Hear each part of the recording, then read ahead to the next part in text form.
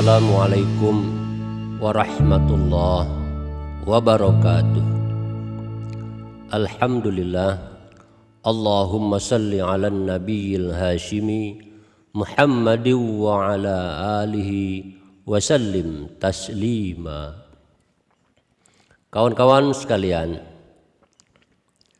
jika kehidupan kita ini diibaratkan sebagai sebuah perjalanan, maka hidup kita ini membutuhkan istirahat. Istirahat artinya kita berhenti sejenak dari menjalankan aktivitas kita sehari-hari, tergantung kepada durasi pekerjaan yang kita lakukan. Kalau kita bekerja di kantor, maka kita membutuhkan istirahat. Jika kita bekerja di sawah atau di kebun, kita membutuhkan istirahat juga. Hari-hari kita apapun kegiatannya, kita tidak bisa terus-menerus mengerjakan sesuatu tanpa henti, tanpa istirahat. Jadi hidup kita ini perlu berhenti sejenak, perlu beristirahat. Sebagaimana sebuah perjalanan, istirahat itu kegunaannya adalah untuk memulihkan kembali tenaga mental yang kita gunakan selama kita menjalankan kegiatan-kegiatan.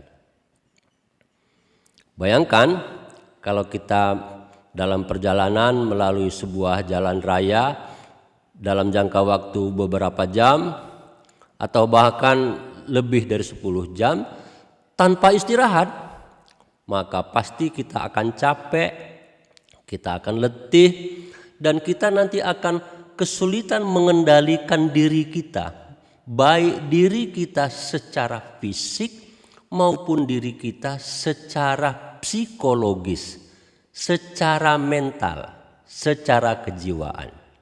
Disitulah pentingnya istirahat. Lalu, bagaimana bentuknya istirahat? Ya, bentuk dasar istirahat itu adalah berhenti. Kalau kita berjalan, maka kita berhenti dulu berjalan. Kalau kita berlari, berhenti dulu berlari. Bisa duduk. Duduk itu adalah bentuk dari istirahat. Bisa duduk di kursi, bisa duduk bersila, lesehan. Bisa duduk di lantai. Orang Jawa menyebutnya lesehan. Bisa juga tidur. Tidur itu bentuknya rebahan. Ya, menelentangkan badan kita di lantai yang datar, apakah itu di atas kasur, di atas permadani, di atas tikar dan lain sebagainya. Itu tidur. Lebih optimal lagi memang memejamkan mata lalu tertidur. Ada orang yang membutuhkan cukup 5 menit tidurnya. Ada yang perlu setengah jam, ada yang 1 jam. Tergantung dengan kondisi kita masing-masing. Pada waktu istirahat apa yang kita lakukan? Boleh saja kita melakukan sesuatu, umpamanya untuk membangkitkan kembali energi kita minum, makan, ngopi-ngopi umpamanya. Atau sekedar bercengkerama dengan teman-teman, dengan orang lain untuk santai sejenak, meninggalkan aktivitas rutin kita yang sedang kita jalani. Baik itu yang kita jalani di kantor, di ladang, di rumah, atau di mana saja. Jadi pada saat istirahat masih ada aktivitas yang boleh kita kerjakan. Tetapi dia lari keluar dari rutinitasnya, keluar dari garis pekerjaan utama yang sedang kita jalani. Itu istirahat. Kawan-kawan sekalian, di dalam kehidupan kita sehari-hari, Islam mengajarkan berbagai bentuk istirahat. Itu sempurna sekali.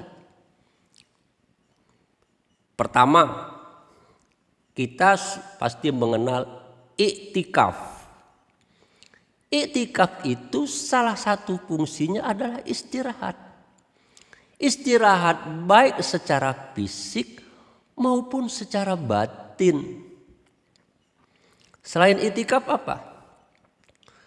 Sholat 5 waktu sehari semalam itu bentuk istirahat fisik dan batin kita. Jadi kalau kita sholat jangan ngebut, jangan buru-buru. Kita harus nikmati dia sebagai istirahat. Berdirinya yang lama gitu. Rukuknya yang sempurna.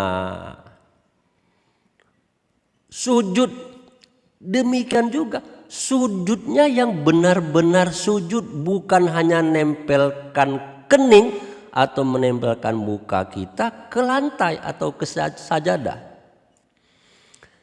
Jadi di dalam Islam ada 5 kali istirahat setiap hari. 1 tahun 1 kali ada siklus istirahat yang lebih total lagi, disebut sebagai puasa Ramadan. Orang yang tidak menjalankan puasa Ramadan itu berarti dia tidak melaksanakan istirahat untuk kehidupannya. Ada yang rutin bisa kita lakukan dan itu sangat efektif untuk memperbaiki kehidupan kita sehari-hari, yakni duduk zikir.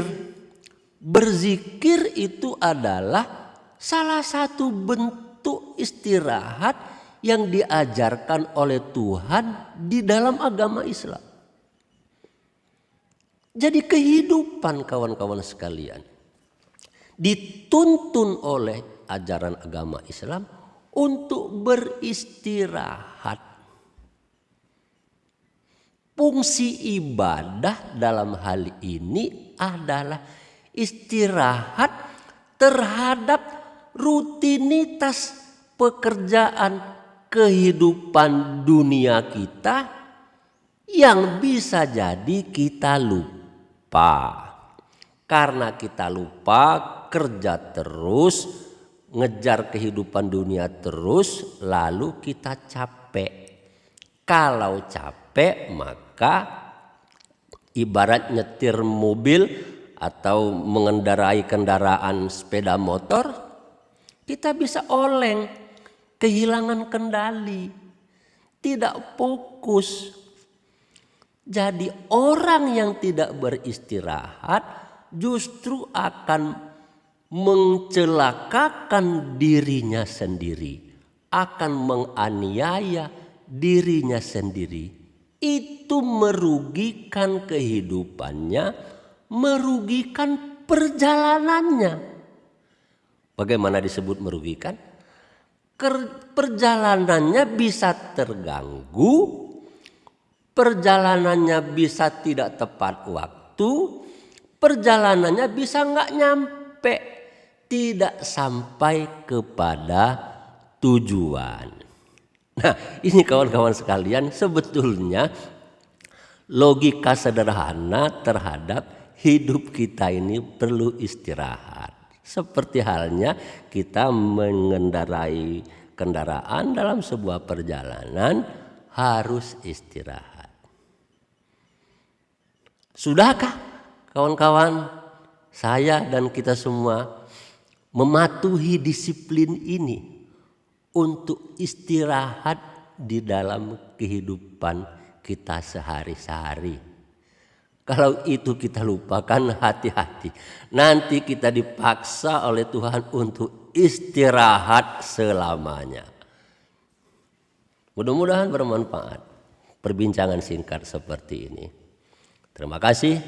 Wassalamualaikum warahmatullahi wabarakatuh.